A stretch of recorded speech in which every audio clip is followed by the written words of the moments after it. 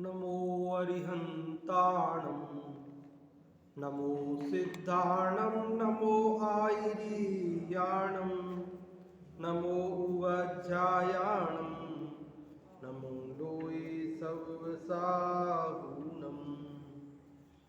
हे दुपद त्यागी मल्लि दिन मन मल्ल का मर्दन किया।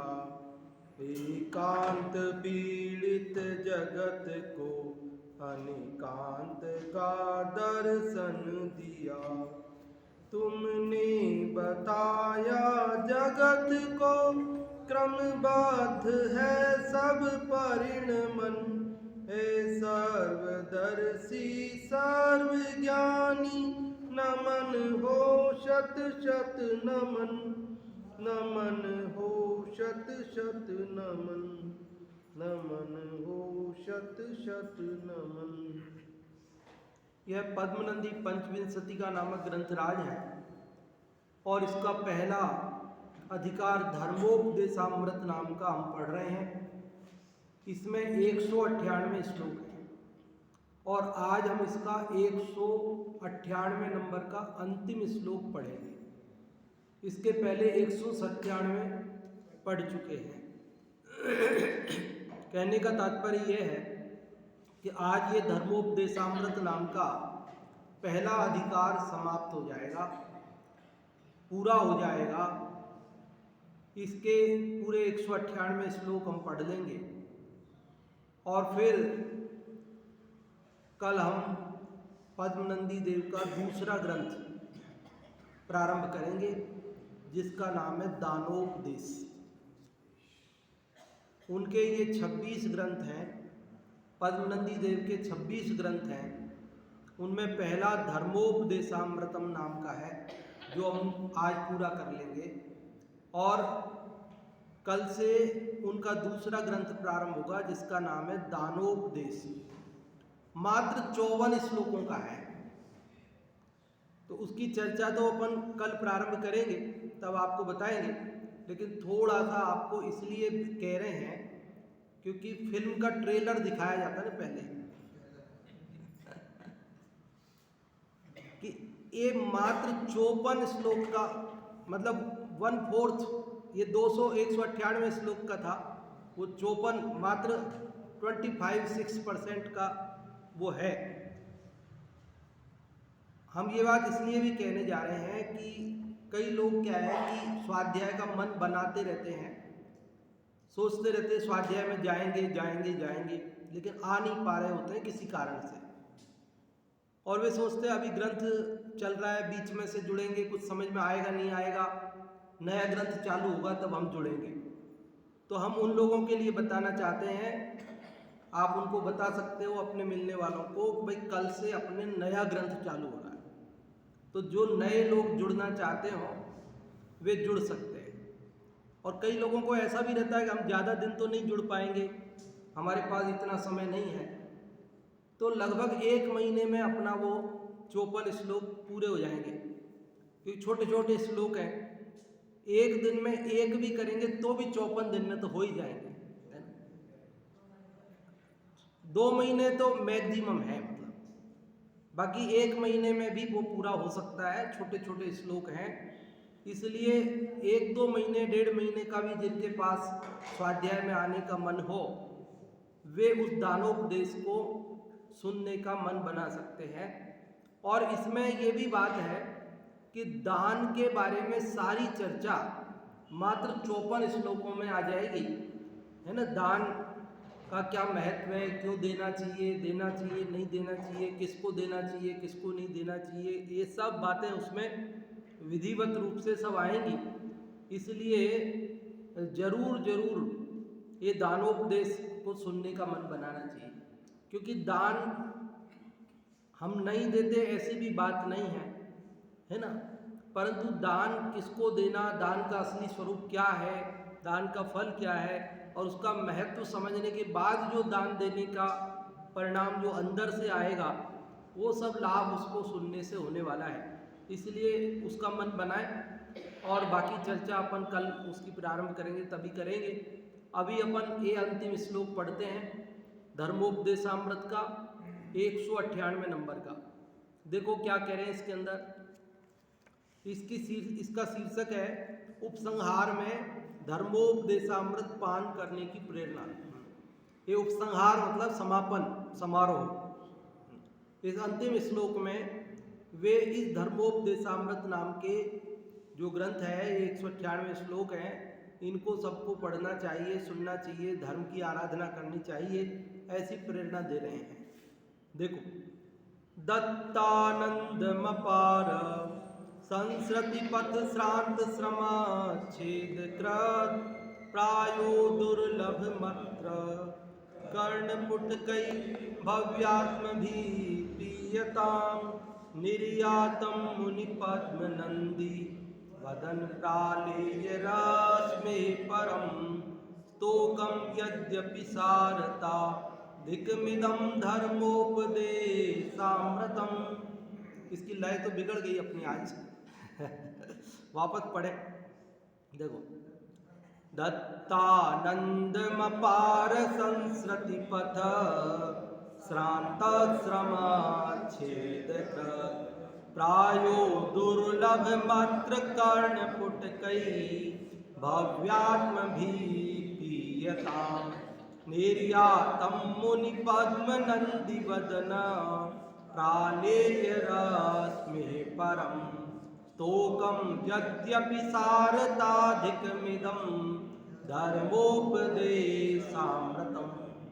क्या कह रहे हैं कि दत्त आनंदम अपार, ये जो धर्मोपदेशामृत है ये कैसा है कि दत्त आनंद अपार, अपार आनंद देने वाला है। कैसा है ये धर्मोपदेशामृत? कैसा है?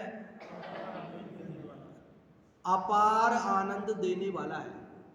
जिस आनंद का कोई आर पार नहीं है, ऐसा अनंत आनंद देने वाला संस्रति पथ श्रांत श्रमच्छेद कृत। और कैसा है यह धर्मोपदेशामृत? कहते संस्रति पथ मतलब संसार मार्ग, संस्कृति मतलब संसार, पथ मतलब मार्ग, संसार मार्ग में श्रांत जो थके हुए हैं लोग, संसार मार्ग में अनादि से हम चल रहे हैं, घूम रहे हैं, और घूम घूम करके हम थक गए हैं, दुखी हो गए हैं, तो उस थकान को दूर करने वाला है श्रमच्छेद कृत। श्रम मतलब जो थकान, उस थकान को छेद करने वाला मतलब नष्ट करने वाला है, थकान को दूर करने वाला है। कैसा है ये? पहली लाइन समझ में आई? दत्तानंदम अपार है, अपार आनंद देने वाला, संस्रति पथ श्रांत श्रमच्छेद कृत, संसार पथ पर चलने वाले जो थक गए संसारी जीव, उनके श्रम को, उनकी थकान को छेद करने वाला, नष्ट करने वाला, दूर करने वाला है। और कैसा है ये धर्मोपदेशामृत? तो कहते प्रायो दुर्लभम अत्र। अत्र मतलब यहाँ इस संसार में प्रायो दुर्लभम, ये प्राय दुर्लभ है। धर्मोपदेशामृत संसार में हर किसी को नहीं मिलता। महापुण्य का उदय हो किसी जीव का, उसको ही ये धर्मोपदेशामृत मिलता है, हर किसी को थोड़ी मिलता है। मिलता है हर किसी को? यहाँ और विदेशों के लोगों की बात जाने दो, देश भर के लोगों की बात जाने दो, उदयपुर के लोगों की बात जाने दो, सेक्टर 11 में भी कितने जैन होंगे? जनसंख्या अगर जनगणना की जाए तो सेक्टर 11 में भी तो कितने जैन हैं? और सेक्टर 11 में भी जितने भी जैन हों वो भी जाने दो, लेकिन इस सेक्टर 11 के इस शांतिनाथ मंदिर में आने वाले यहाँ के जो सदस्य हैं वो कितने हैं? 400 हैं करीब, 100 तो परिवार होंगे। भोजन में 400 लोग होते हैं ऐसा मुझे आइडिया है। जब एकम के दिन भोजन करते हैं ना अपन सब लोग साथ में साधर्मी वात्सल्य, तो मुझे ऐसा ध्यान है लगभग 400 लोग होते हैं, है ना? 400 साढ़े 400 लोग होते हैं। तो हम 400 450 लोग तो इस मंदिर से जुड़े हुए ही हैं कम से कम। तो उन 400 450 लोगों में से भी कितने लोगों का भाग्य है कि इसी मंदिर में होने वाले स्वाध्याय का भी लाभ कितने लोगों को प्राप्त है। मतलब 10% भी मान लो, ज़्यादा से ज़्यादा 40 लोग हैं। उनमें भी क्या है, कोई सप्ताह में 5 दिन आते हैं, कोई जो है सप्ताह में 2 दिन आते हैं, कोई महीने में 2 दिन आते हैं। डेली आने वाले कितने होंगे? 30 25। मतलब आप ये देखो कि एक तत्व की बात सुनने मिलना ये आसान बात नहीं है। आपको लगता होगा कि नहीं नहीं हमारे लिए तो आसान है, खूब है यहाँ पर, वो तो हम ही नहीं आते, वो तो हम ही नहीं आते, बाकी आप तो सुना ही रहे हो रोज। आपको लगता होगा कहाँ दुर्लभ है, आसान है, आप तो सुना ही रहे हो, वो तो हमारी मर्जी है, हम नहीं आते, बाकी हम चाहें तो आ सकते हैं। कहाँ कठिन है हमारे लिए, सरल है। नहीं है भाई, अगर सरल होती तो आप आ जाते ना। आपको आने का परिणाम आवे ये भी तो बड़ी बात है। और आप आना चाहो लेकिन आपकी घर की परिस्थितियां अनुकूल हों और आप आ सको, ये भी तो कोई आसान बात नहीं है। कितने ही लोग आना चाहते हैं लेकिन नहीं आ सकते, परिस्थिति विपरीत है। क्या करो? तो इसलिए ये महापुण्य का उदय समझना। क्या महापुण्य का समझना कि ये धर्मोपदेशामृत मिलना ये अत्यंत दुर्लभ है। 3 बातें हो गई धर्मोपदेशामृत के बारे में। पहली बात क्या कि ये अपार आनंद देने वाला है। दूसरी बात क्या बताई कि यह संसार में थके हुए प्राणियों की थकान दूर करने वाला है, संसार के दुख को दूर करने वाला है। और तीसरी बात, यह संसार में दुर्लभ है, हर किसी को यह नहीं मिलता है। हर किसी को अमृत पीने मिलता है, दूध ही नहीं मिलता, पानी ही नहीं मिलता, अमृत की बात कहाँ है? पानी ही दुर्लभ हो गया अब तो। और ये अमृत, ये धर्मोपदेशामृत, यह मिलना कैसा है? दुर्लभ है। इसलिए क्या करो, कर्ण पुटकई, कर्ण रूपी पुटक मतलब अंजुलि। पहले ऐसे पानी अंजुलि में पीते थे लोग, आज की तरह ऐसे हम बोतल में पीते, ऐसे नहीं पीते थे। ऐसे गिलास में पीते थे। वो भी जमाना ज़्यादा पुराना नहीं है, पर पहले लोग किस में पीते थे? अंजुलि। अरे 1 लोटा होता था, उसको जूठा करेंगे क्या? एक वो जग होता था, वो तो उसी से लोग ऐसे अंजुलि लगा लेते थे, उसी से पी लेते थे। घर में भी लोग ऐसा लेकर के ऐसा पी लेते थे, अंजुलि से पीते थे। किससे पीते थे?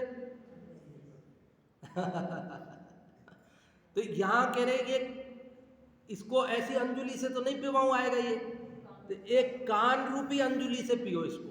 क्या कह रहे वो? कर्ण पुटकई।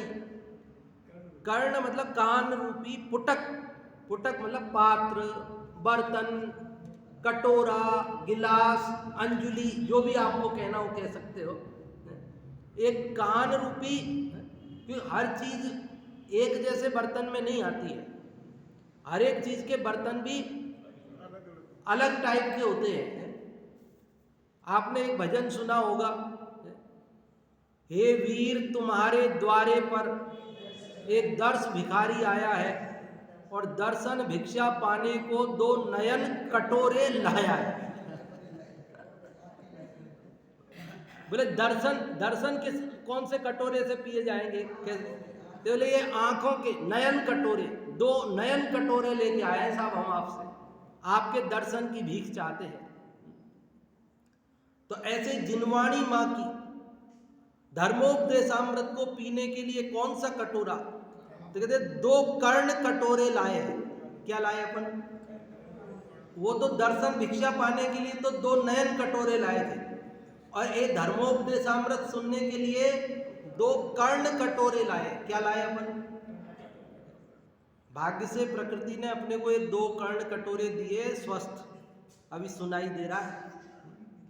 अगर हम इसको तत्वज्ञान को नहीं सुनेंगे ना, फिर प्रकृति हमारी सुनने की क्षमता छीन लेगी हमसे, है? बहरे हो जाएंगे, ये मैं नहीं कह रहा। अरे पंचेंद्री नहीं बनेंगे। कान छीनने का मतलब है ये 5वीं इंद्री है, पंचेंद्री नहीं बनेंगे। तो 4 इंद्री बन जाएंगे। कि 4 इंद्री तो तब बनेंगे जब जिनवाणी पढ़ते होंगे। अगर पढ़ते नहीं होंगे तो नेत्र भी नहीं मिलेंगे। कदा हम सुनते नहीं, हम पढ़ते हैं। तो पढ़ते हैं तो नेत्र मिल जाएंगे, पर पढ़ते भी नहीं है तो फिर नेत्र भी नहीं मिलेंगे। फिर कितने इंद्री रह जाएंगे? क्योंकि ये 4थे नंबर की इंद्री है नेत्र, तो 3 इंद्री रह जाएंगे, है? चींटी होती है, चींटी 3 इंद्री है। हाँ, तो 3 इंद्री तो चींटी होती है। अब वो चींटी को कोई मतलब जीव भी गिनने के लिए तैयार नहीं है। ये हमारी दशा हो जाएगी। इसलिए यहाँ कह रहे भैया ये दुर्लभ है। ये धर्मोपदेशामृत अपार आनंद देने वाला है। संसार के मार्ग पर चल चल कर थके हुए प्राणियों की थकान दूर करने वाला है। यह अत्यंत दुर्लभ है। यह इसको हमको क्या करना, कर्ण पुटकई, कर्ण रूपी अंजुलियों से भव्यात्म भी, भव्यात्माओं के द्वारा पीयताम, पिया जाना चाहिए, पीना चाहिए। भव्य जीवों को अपने कर्ण रूपी अंजुलि से इसको पीना चाहिए। पियो। कि साहब कहाँ से आया ये धर्मोपदेशामृत? ये धर्मोपदेशामृत कहाँ से आया? तो उसका उत्पत्ति स्थान बताते हैं कि कहाँ से आया। तो निर्यातम, निर्यातम मतलब निकला है।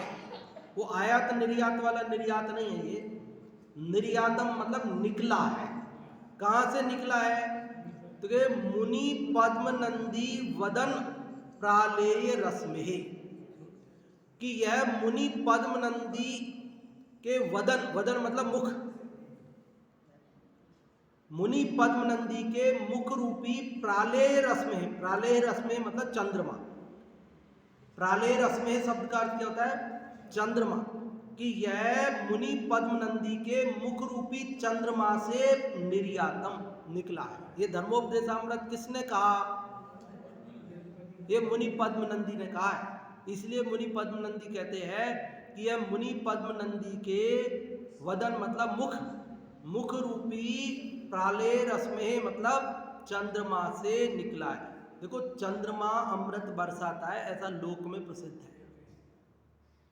आपने देखा होगा लोगों को लोक में, मैं ये नहीं कह रहा कि आप ऐसा करना, पर आपने सुना होगा, लोगों को देखा होगा कि शरद की पूर्णिमा पर जब चंद्रमा पूरे अपने 16 कलाओं के साथ होता है, तब लोग खीर वगैरह बना करके और अपने घर की छत के ऊपर रख देते हैं, है? और वो ऐसा है, ककड़ी भी रखते होंगे, रखते होंगे। वो ऐसा मानते हैं कि चंद्रमा का अमृत उसमें आ जाएगा और वो खीर खाने से हम अमर हो जाएंगे, स्वस्थ हो जाएंगे, हमारे रोग मिट जाएंगे। अब उससे क्या होता है क्या नहीं होता है वो मेरे चर्चा का विषय नहीं है, है ना। मैं तो आपको इतनी बात बताता हूँ कि चंद्रमा से अमृत झरता है, ऐसा लोक में प्रसिद्ध है। तो यहाँ पर कह रहे हैं कि ये अमृत कौन से चंद्रमा से निकला? तो ये मुनि पद्म नंदी के मुख रूपी चंद्रमा से निकला है। ये यद्यपि स्तोकम, ये कैसा है? स्तोकम यद्यपि, स्तोकम मतलब थोड़ा सा, स्तोक मतलब जरा सा, थोड़ा सा। कह रहे ये धर्मोपदेशामृत थोड़ा सा है। क्या है ये? स्तोकम यद्यपि, यद्यपि ये धर्मोपदेशामृत थोड़ा सा है। परम सारता अधिकम इदम, परम सारता अधिकम इदम, परंतु यह सारता में अधिक है। कैसा है ये? कोई कहेगा कि साहब इतना सा ही अमृत, केवल 198 श्लोकों का, बस इतना सा अमृत। तो कह रहे शब्द थोड़े हैं, परंतु इसमें बहुत सार भरा है। क्या भरा है? सारताम अधिकम। कैसा है ये? आजकल क्या बोलते हैं उसको? कंसंट्रेट बोलते हैं। क्या बोलते हैं? वो आता है ना, जैसे वो एम्बे वाले विज्ञापन करते हैं, वो कहते हैं साहब ये हमारे कपड़े धोने का लिक्विड है, ये हमारा ये है वो है। तो बोले इतनी सी बोतल आपकी आधा लीटर की, ये 1000 रुपये की, इतनी सी बोतल इतने की। तो बोले ये कंसंट्रेट है, इसको ऐसे ही बस इतना सा डालना है, और ऐसे थोड़ी, इसमें से जरा सा डालो आप, और फिर पानी डालो खूब सारा, और फिर कपड़े धो लो आप। मुझे उसका विज्ञापन नहीं करना है, ध्यान रहे।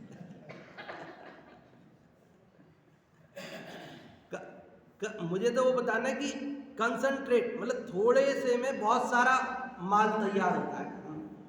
तो यहां पर भी ये कह रहे हैं कि ये शब्द भले ही थोड़े हैं, श्लोक भले ही थोड़े हैं, लेकिन इनमें बहुत सार भरा है। अपन ने पढ़े तो अपन ने खुद महसूस किया ना, एक एक श्लोक ही अपने आप में 198 श्लोक का तो कहना क्या, पर एक श्लोक भी अगर कोई ध्यान से पढ़े और उसको अपने जीवन में उतार लेवे तो कल्याण हुए बिना नहीं रहेगा। इसलिए कह रहे हैं, क्या कह रहे हैं? यद्यपि स्तोकम, ये धर्मोपदेशामृत कैसा है? यद्यपि स्तोकम, स्तोकम मतलब थोड़ा सा है, जरा सा है। परम सारता अधिकम, परंतु सारपना इसमें अधिक है, सारता अधिक है, इसमें सारपना अधिक है।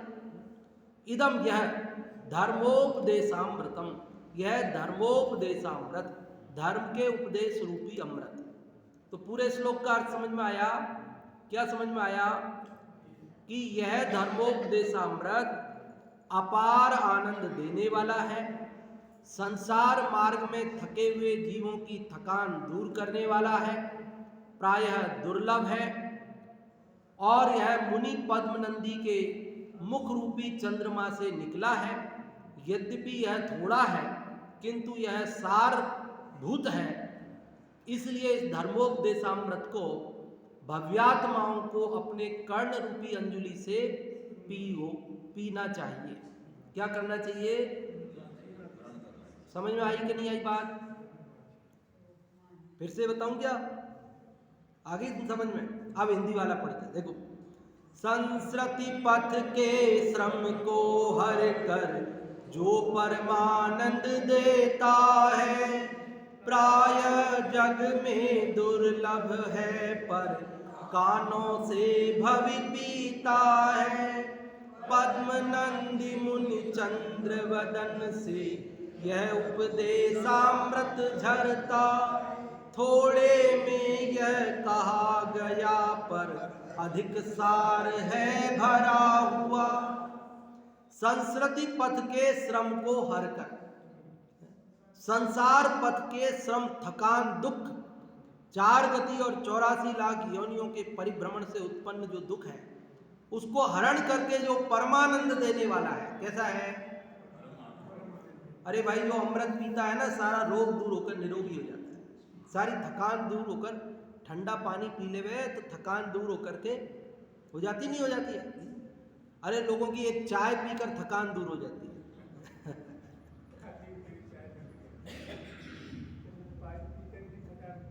एक गिलास ठंडा पानी थकान दूर कर सकता है, एक चाय का कप आपकी थकान दूर कर सकता है, तो क्या यह धर्मोपदेशामृत थकान दूर नहीं कर सकता।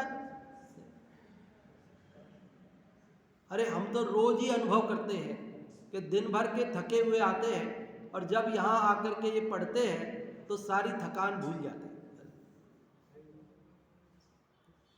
संजीव जी गोधा जिनका अभी अभी अपने बीच से वियोग हुआ है, आप ये जिनवाणी के साथ रहते थे ना, इसलिए अंदर में बीमारी थी लेकिन पता ही नहीं चल रहा ना, क्योंकि प्रसन्न रहते थे, बाहर से प्रसन्न, इसकी वजह से ऐसी प्रसन्नता रहती थी अंदर और बाहर। अब अंदर शरीर में तो रोग था ही, लेकिन वो शरीर एकदम से तो नहीं हो गया ना, तो धीरे धीरे धीरे धीरे अंदर बढ़ता रहा। लेकिन ये जिनवाणी का प्रताप उसको पढ़ते ना तो आनंदित रहते, तो आनंदित रहते तो ध्यान नहीं जाता। अंत में जब पता चला ना जांच के बाद, उसके पहले भी कई दिनों से स्थिति ये बन रही थी कि जब जिनवाणी सुनाते थे तो प्रसन्न और खूब उत्साह से सुनाते, घर जाके उदास हो जाते, घर जाके थकान महसूस होती, घर जाके उदास हो जाते, और मंदिर में आते, गद्दी पे आते तो वही जोश और वही उमंग और वही उत्साह सुनाते, और फिर घर जाते फिर थकान हो जाती, फिर कुछ बोलते नहीं। तो धर्मपत्नी उनकी जो संस्कृति जी है उनको शंका हुई, भाई बात क्या है, मंदिर में तो प्रसन्न दिखते हैं, गद्दी पर तो, लेकिन घर आके इतनी थकान और इतना चुप हो जाना, बोलना नहीं, क्या बात। तब जाकर के ये सारा संशय पैदा होता रहा और फिर जाकर के जांच कराई तो ये स्थिति बनी। जांच तो पंडित साहब इंदौर में ही करवाई। हाँ, इंदौर में ही कराई थी। इसके पहले तो उन्होंने कोई जांच नहीं करवाई। हाँ, पहले नहीं कराई, पहले नहीं कराई। मैं जो बीच में रोक करके बोल रहा हूँ। हाँ जी, हाँ जी, मैं रोज उनका प्रवचन सुनता था। हाँ जी, हाँ जी, तो दो तीन महीने पहले की बात है। बिल्कुल बिल्कुल बिल्कुल। तो उनको बोलने में मतलब बोलते थे ना, उनकी आवाज में बहुत फर्क पड़ गया। हाँ, फर्क पड़ता था। हाँ, तो कहीं से कोई सब कमेंट करते, मैं तो हाँ, दूसरे दिन सुनता था। हाँ, तो कि भैया आपकी तबीयत खराब है, आप इलाज कराओ, ध्यान रखकर रेस्ट करें। हाँ, रेस्ट करें, रेस्ट करें। तो उन्होंने वापस जवाब दिया, हाँ, कि भाई आप मेरी चिंता मत करें। हाँ, हाँ, आप तो जिनवाणी का रसासार साधन करें। हाँ, मैं अपने शरीर का ख्याल में अपना रखूंगा। हाँ, ये करके वापस प्रवचन, वापस पढ़ो। तो 3-4 महीने पहले की बात है। बिल्कुल, दो बार ऐसे ही ये मतलब जिनवाणी का ये धर्मोपदेशामृत ऐसा है कि इसको पढ़ने वाले को थकान सारी दूर हो जाती, शरीर की तकलीफ को भूल जाते हैं, शरीर की तकलीफ को भूल जाते हैं। तो ये संसार की थकान दूर करने वाला है। कैसा है ये? संसार की थकान को दूर करने वाला है। इस और कैसा है ये?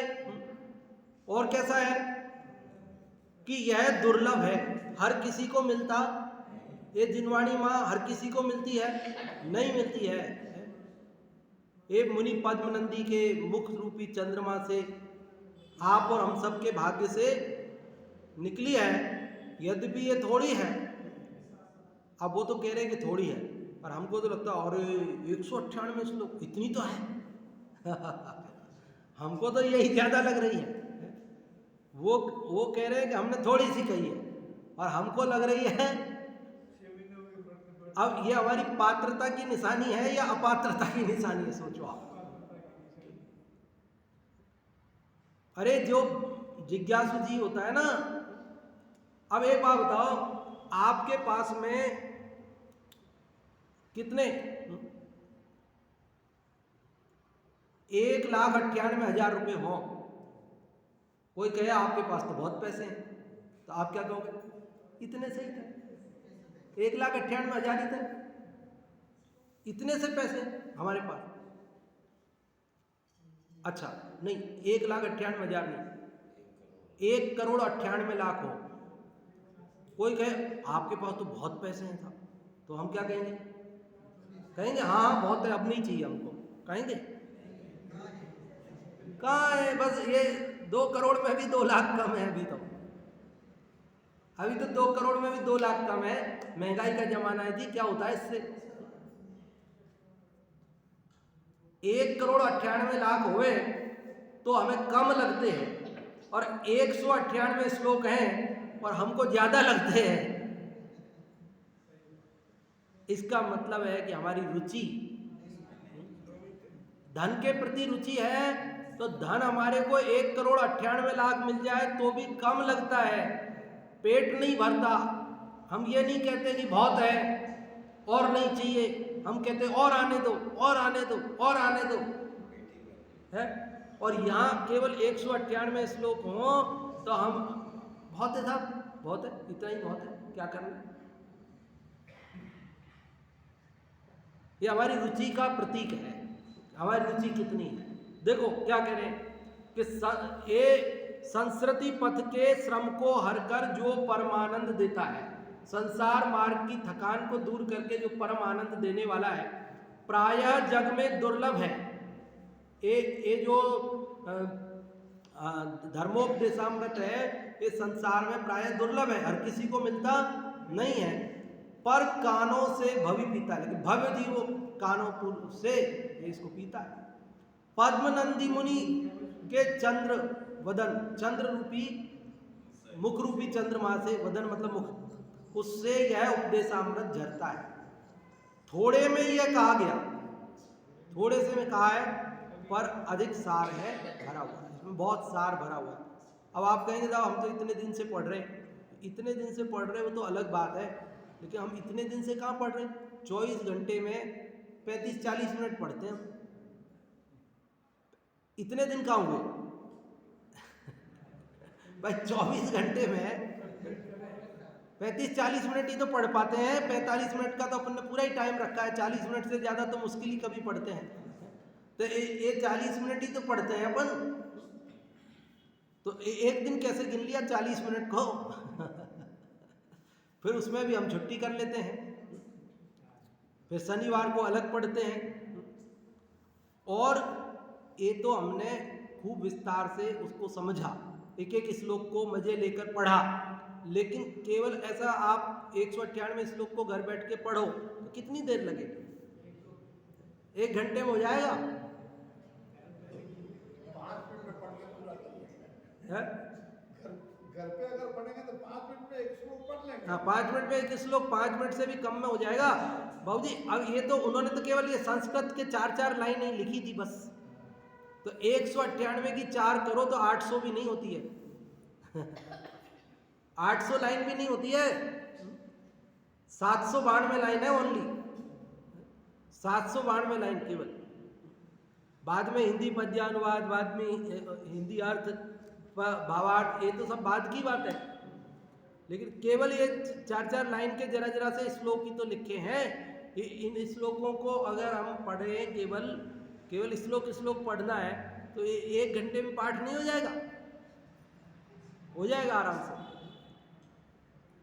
2 घंटे लगा लो, और क्या है। कुन शतक की 101 गाथाएं पढ़ते ही है ना, 1 घंटे से कम में पढ़ लेते हैं, तो ये भी पढ़ सकते हैं। तो ऐसा है ये। और मैं तो आपसे कहता हूँ कि अब आप इसका पाठ जरूर करना। अब जब ये पूरा हो गया ना, अब आपने सुना है, सबका अर्थ आपको मालूम है, आपने भले भूल भी गए होंगे थोड़ा बहुत, लेकिन आप चिंता नहीं करो, आप इसका केवल पद्यानुवाद का भी पाठ कर लो, हिंदी वाले का, क्योंकि संस्कृत से हो सकता है नहीं भी पकड़ पाओ, भूल भी गए हो, लेकिन केवल हिंदी पद्यानुवाद का भी एक बार पाठ कर ले कुन शतक जैसा, तो आपको पूरा ये धर्मोपदेशामृत नाम का ये ग्रंथ पूरा समझ में, पूरा स्मरण में आ जाएगा, पूरा इसका क्या बोलते हैं रिवीजन हो जाएगा। अथवा हिंदी अर्थ पढ़, जो आपको अच्छा लगे वो पढ़ है। हाँ, जो समझ में आ जाए आसानी से वो पढ़। अर्थ, जो धर्मोपदेश रूपी अमृत उत्तम आनंद को देने वाला है, जो संसार रूपी अपार मार्ग में थके हुए प्राणी की थकावट को दूर करने वाला है, पुण्यहीन पुरुषों को अत्यंत दुर्लभ है। पुण्यहीन पुरुषों को अत्यंत दुर्लभ है। जो पद्मनंदी मुनि के मुखचंद्र से निकला हुआ है, अर्थात जिस प्रकार चंद्रमा से अमृत निकलता है, उसी प्रकार पद्मनंदी मुनि के मुखचंद्र से भी धर्मोपदेश रूपी अमृत निकलता है। यद्यपि वह धर्मोपदेशामृत शब्दों से थोड़ा वर्णन किया गया है, तो भी सार में अधिक सारभूत है। इसलिए यह धर्मोपदेशामृत भव्यों को अवश्य पीना चाहिए। इसमें इस पूरे 198 श्लोक में क्या बात बताई गई है, आपको 5 मिनट के अंदर बता दूं। पूरे 198 श्लोक पढ़े हमने। शुरू के 6 श्लोकों में तो मंगलाचरण था। 7वें श्लोक में उन्होंने ये कहा था कि दया ही धर्म है, और अगर 2 भेद करो तो श्रावक धर्म और मुनि धर्म होता है। 3 करो तो सम्यक दर्शन ज्ञान चारित्र रूप रत्नत्रय धर्म होता है। 10 भेद करो तो उत्तम क्षमा मार्दव आर्जव शौच सत्य संयम तप त्याग आकिंचन ब्रह्मचर्य, ऐसे 10 प्रकार का होता है। और परमार्थ से देखो तो आत्मा की निर्मल परिणति का नाम धर्म है। ये 7वें श्लोक में उन्होंने धर्म का सार स्वरूप बता दिया। 6 तक मंगलाचरण, 7वें में ये बता दिया। फिर इसके बाद दया का विस्तार, फिर श्रावक धर्म और मुनि धर्म का विस्तार, फिर रत्नत्रय धर्म सम्यक दर्शन ज्ञान चारित्र की चर्चा, फिर उत्तम क्षमा मार्दव आर्जव शौच सत्य संयम तप त्याग आकिंचन ब्रह्मचर्य, 10 धर्मों की चर्चा, और उसके बाद आत्मा की निर्मल परिणति की चर्चा, और फिर धर्म की महिमा बताकर, और बाद में उन्होंने ये कहा कि ये जो धर्मोपदेशामृत है, 198वें श्लोक में कहा कि अगर जीवन में नहीं अपना पाओ तो भी सुनना पढ़ना जरूर, क्योंकि कोई झील में डुबकी नहीं लगाए पर पास में जाए तो भी ठंडी हवा का झोंका उसको प्रसन्न कर देता है। वैसे ही पढ़ने सुनने वाले को भी इसका आनंद मिलता है, वो बेकार नहीं जाता, उसका भी लाभ है। और फिर ये कहा कि ये हमने अपने श्री गुरु मुनिवीर नंदी की कृपा से ये बात सीखी समझी थी, लिखी है, हम उनको नमन करते हैं। और इस 198वें श्लोक में अंतिम में उन्होंने ये कह दिया कि हम इसके रचयिता, हमारा नाम पद्मनंदी है, हमने इसे रचा है ना। और उन्होंने अपने लेखक अपना नाम बताया, क्योंकि इसके पहले तो नाम बताया ही नहीं था। यहाँ आकर उन्होंने नाम बताया कि हमने ये लिखा है, लेकिन ये अत्यंत सारभूत है, जगत की थकान दूर करने वाला है, अपार आनंद देने वाला है, दुर्लभ है लोगों को। आपको ये भव्य जीवों को इसका जरूर पान करना चाहिए, इसको पढ़ना चाहिए, इसको सुनना चाहिए, इसको अवधारण करना चाहिए, इसको जीवन में उतारना चाहिए। ये सारी चर्चा यहाँ की है। ये पद्मनंदी पद्म पंचविंशति का जो ग्रंथ है, ये बहुत अधिक प्रसिद्ध प्रचलन में स्वाध्याय में चलने वाला ग्रंथ है। कई इसके प्रसिद्ध श्लोकों की चर्चा हमने पहले की। वो देव पूजा, गुरुपासना, स्वाध्याय, संयम, तप, दानम चेति, गृहस्था नाम, ये सटावश्यक बताने वाला इसी का श्लोक है। वो जो एक बिंबा के पत्ते के बराबर मंदिर बनाता है, जौ के दाने के बराबर प्रतिमा विराजमान करता है, उसके भी पुण्य का वर्णन सरस्वती नहीं कर सकती है। और जो विशाल जिन मंदिर बनाते, विशाल जिन प्रतिमा पधराते हैं, उनके पुण्य का वर्णन कौन कर सकता है। ये श्लोक इसी का ही था। और ये दानोपदेश में बहुत गजब गजब की चर्चा आने वाली है। यहाँ पर एक श्लोक बहुत प्रसिद्ध है जो आएगा। आदमी ये सोचता है कि जब मेरे पास बहुत पैसे हो जाएंगे ना, जब मैं दान दूंगा। अभी तो मेरे पास थोड़े से पैसे, जब ज़्यादा हो जाएंगे तब दान दूंगा। तो वो कह रहे हैं कि तेरे पास 1 रोटी है ना, तो आधी का दान कर दे। ज़्यादा होएगा तब क्या देगा, ज़्यादा होएगा तब तू रहेगा तब ना। तो साहब संजीव जी 47 साल में इतनी जल्दी चले गए, और हम कितने के, हम तो उनसे ज़्यादा के। तो हाँ, हमारी क्या गारंटी है कि जब ज़्यादा पैसा होएगा तब हम रहेंगे। इसलिए वो कह रहे हैं कि तेरे पास 1 रोटी है तो आधी का दान कर दे। ये इंतजार मत करे कि जब ज़्यादा होगी तब मैं दान करूँगा। ये दानोपदेश में बहुत मार्मिक चर्चा आने वाली है ना। वो सब चर्चा अपन कल करेंगे प्रारंभ। अभी अपन जिनवाणी स्तुति से पहले 5 मिनट है अपने पास। आप लोग बताइए कि इस 198वें श्लोक में आपको क्या समझ में आया, अथवा पूरे इस धर्मोपदेशामृत अधिकार में क्या समझ में आया। जो भी आप बताना चाहते हैं वे माइक ले लें और माइक से बताएं। हाँ जी,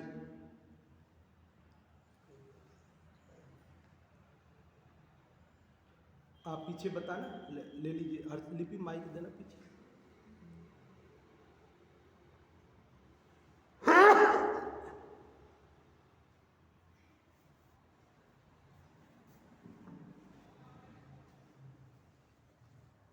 यह श्लोक धर्मोपदेशामृत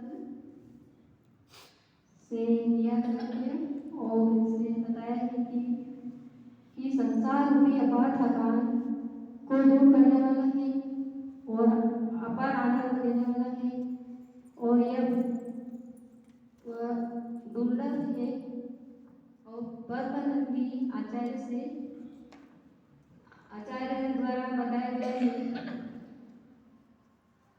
और इसमें थोड़े से में ही अधिक सार बताया है। हाँ, बहुत अच्छा आपने बताया। और भी कोई बताना चाहते हो तो बता सकते हैं। हाँ जी, पुरुष वर्ग में कोई प्रतिनिधित्व करें। हाँ जी। ये श्लोक में धर्मामृत रूपी उपदेश का मतलब है जो संसार से थके हुए प्राणियों को आनंद परम आनंद देने वाला है। हाँ। और प्राय जीवों को दुर्लभ है और जो मुनि परमानंदी आचार्य के मुख रूपी चंद्रमा से निकला हुआ यह अमृत है। जिस प्रकार चंद्रमा से अमृत निकलता है उसी प्रकार परमानंदी आचार्य के मुख से मुख रूपी चंद्रमा से अमृत निकलता है।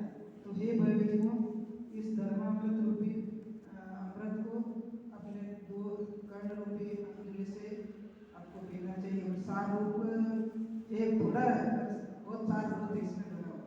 हाँ जी, बहुत अच्छा आप लोगों ने बताया। अभी अपन जिनवाणी स्तुति करते हैं और कल दानोपदेश नाम का नया ग्रंथ प्रारंभ करेंगे। और अपने मिलने वालों को आप कह दें कि जो भी सुनना चाहते हैं, नया ग्रंथ शुरू हो रहा है।